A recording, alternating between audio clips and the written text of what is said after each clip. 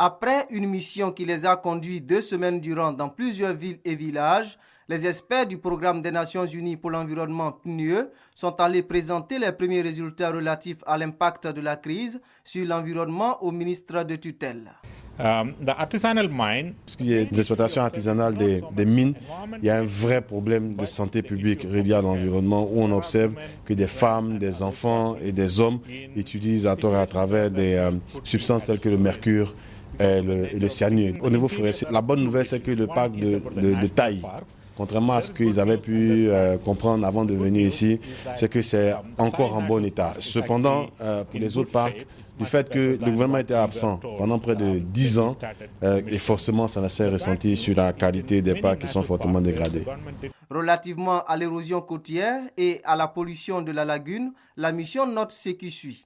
Il y a 20% de la lagune qui est extrêmement polluée. Il y a 80% qui est encore en bon état. Et que dans les recommandations qu'ils vont faire au gouvernement, c'est de dire que si vous entretenez bien votre lagune, c'est la base du développement écotouristique, c'est la base du développement économique. Sur la question de la lutte contre les déchets domestiques et industriels, les experts du PNUE notent l'existence des lois qui, selon eux, ne sont pas appliquées dans la totalité.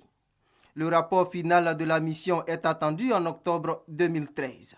Il sera soumis à l'appréciation du gouvernement.